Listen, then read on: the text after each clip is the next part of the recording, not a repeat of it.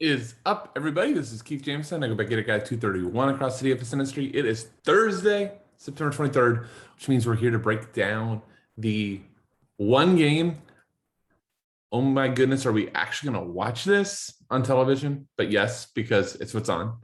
Carolina going to Houston, and it's not only a Deshaun Watson-less Houston, but it's even a Tyrod Taylor-less Houston, which is a big deal. He's been playing awesome. So we have Davis Mills versus Sam Darnold, exactly what we all want to watch on Thursday, but should be interesting. I'd expect some pretty similar type builds up top.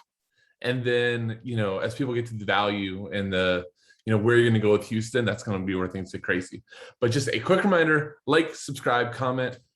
These videos are all free. Obviously, everything on our YouTube channel is free, but it helps us immensely when you like, subscribe, and comment, pushes the video out to more people, shows YouTube that we're doing a good job. So please do it. I'm going to do prize picks at the end, but just also a quick reminder, if you're interested in prize picks and are thinking about joining and want a promo code to sign up and get that 100% match up to $100, promo code FSI, we'd love to be your referral source. All right, let's get into the DraftKings build, and then once again, over to price picks afterwards. So quick look at the odds. We have Carolina as a -8 road favorite, 43.5 total. So starting at the top, should be no surprise. Christian McCaffrey, to me, is the just lockdown, obvious captain choice for a majority of the field. Obviously, we get huge rushing output, plus we get tons of receiving. Highest projected player on the slate. Houston has a bad run defense. Likely Carolina is ahead, promoting the run even more. There's just like no way to describe a reason not to play McCaffrey. And then I think you secondly go to Sam Darnold, who has been awesome for Carolina since getting out of the cluster. You know what that is, the Jets. 24-35 and 26-38, close to 300 yards both games, 3 touchdowns total, over 20 DraftKings points on each game. So especially with you could technically not go Sam Darnold and go like DJ Moore, but realistically, you have DJ Moore, Robbie Anderson, Christian McCaffrey, and Terrence Marshall all vying for receptions. And I do think you're just lessening the I'm trying to think of the right word. The variance, that's what I wanted to say. Lessening the variance if you just go quarterback over DJ Moore. Now you could still put in DJ Moore here and you're at like 2150 remaining, which doesn't sound like a lot. And typically on showdowns, you're screwed down there. But this one we might not be because of Houston's injuries. We're going to go there in a minute on the receivers, but there's a couple of guys in that 1,000 less range that you could plug. So DJ Moore is not out of it at all, but you could also just save, and I'll just go ahead and jump to this. You could save almost 3,000 to go for big play Robbie Anderson, who's going to get a shot or two downfield. And, how much is the difference of them really, right? Production wise, DraftKings points wise, we know DJ Moore has been Darnold's preferred non-CMC target with 19 targets for the first 2 games, but you haven't reached a 100-yard bonus on either game because he's low ADOT targets, and you only have 1 rush and receiving touchdown. Whereas Robbie Anderson, half the targets, but last week had 3 for 38, and we know he has that huge long down the field threat. Week 1 versus Jets, so only 1 catch, 57 yards, but that's your touchdown. So I think it's close between them, or closer than the numbers say, but everybody's going to make their own choice on that. Let's just stay going down the pricing tiers, and we got Brandon Cooks, who is undoubtedly the number 1 receiver for Houston. This is also an option to go away in like your third pick and have those extra, because look, Houston's going to be down, right? Or should be. That's what the odds say. That's what eye test says. He had 21 targets in the first 2 weeks, over 20 DK each time. Now, it should be mentioned that a lot of that success has been with Tyrod. Davis Mills could absolutely be a train wreck here. We just don't know. So I guess you proceed cautiously with Brandon Cooks, but the game script should be in his favor. We know Cooks is electric, and he doesn't mind being in those low ADOT targets. Let's go to Davis Mills. Davis Mills, starting a game on Thursday night is wild, especially when you think back to his college career. And I'm not only having like the one season at Stanford, but he was 8 of 18 versus Cleveland last week. It was not pretty. He does not offer much of a running threat, so it's no dual threat capability here. One touchdown, one interception, but again, that 44% completion percentage is big.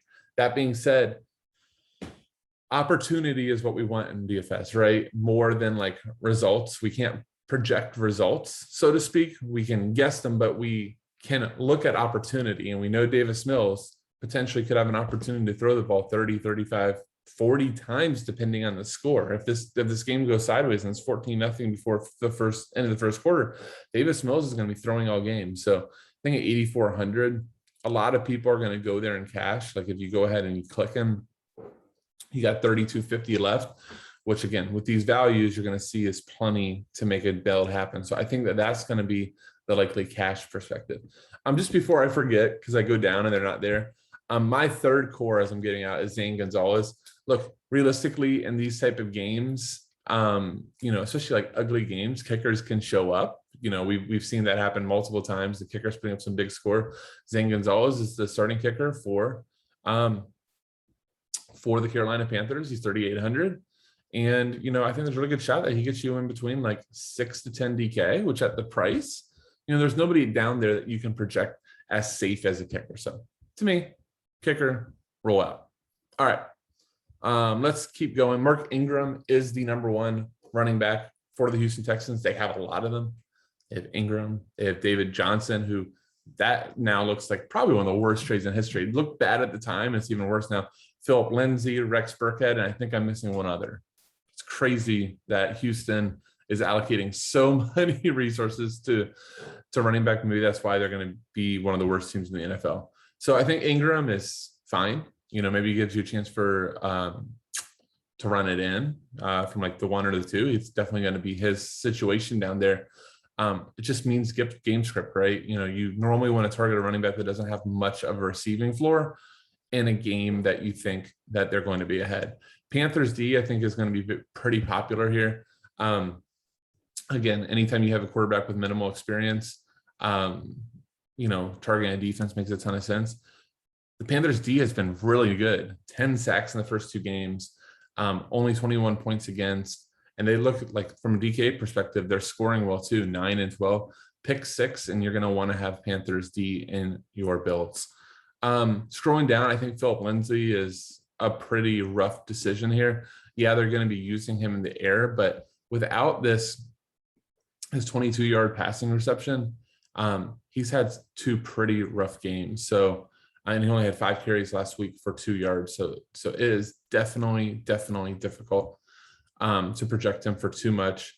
David Johnson, the name looks more than the actual juice there. Only 9 carries through 2 games. He's getting a little bit in the air with 6 targets, but 5,400. I think you can probably do better. Dan Arnold is getting most of the snaps as the number 1 tight end for Carolina. He is fine. Terrence Marshall, I think, will be an interesting play for a lot of people. Super talented receiver from LSU. We've seen a lot of people pop him, in classic builds for cash. I'm thinking of the explosions coming. This could be a really good spot for it. I did skip over Brandon Zylstra.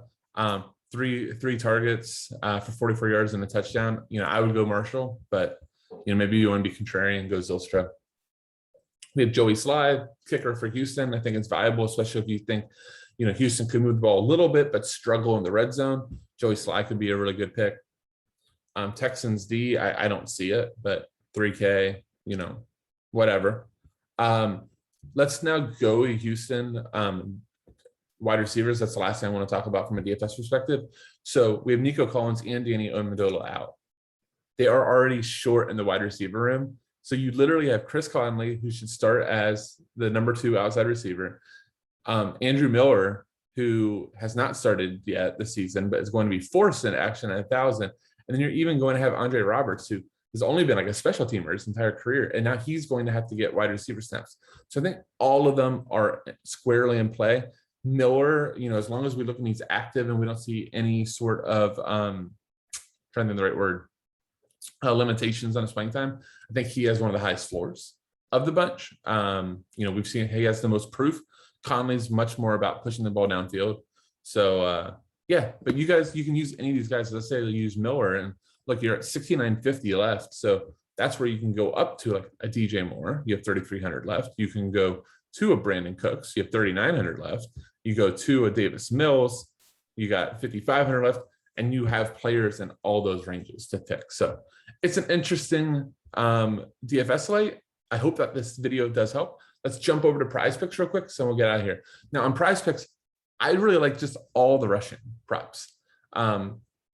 We know from a game skip grip perspective, like I talked about, that odds and eye test think that Carolina should be ahead. So I think Christian McCaffrey, really good chance this week to be over 100 yards for his first time. We saw Houston struggled against the run back to last season, so really like him over.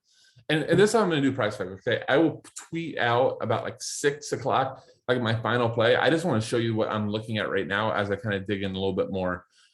This is my first look type of thing. That's why I like doing these previews. So feel free to mix and match these, or you can look at your own one. But Christian McCaffrey is my highest confidence score. Mark Ingram, I would lean over so far. Let's go back to it real quick. But Mark Ingram has been the bell cow for them with 26 and 14 carries, 41 and 85 yards, 41 yards versus Cleveland's stout run D and a bad script too. So we know that Houston is a little bit committed to establishing the run. 37.5 is really low. I think I'm projecting him closer to like 50. David Johnson and Phillip Lindsay, I both have under. As we just talked about with Mark Ingram, they're very much wanting Ingram as the number one.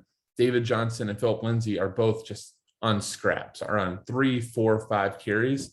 So I think it's pretty okay, or pretty, trying to think of the right word. I don't think both of them are going under or going over, right? So even if you don't feel great about Ingram, but you could do like a flex play here with McCaffrey if you feel really strong that he goes going over like me. Put them both under. As long as you get 2 of them, you're making money. So that's, we like the power play where you get 3x, but maybe this is a situation where all 3 running backs aren't going over for Houston unless they're up like 21-0. Then you're screwed.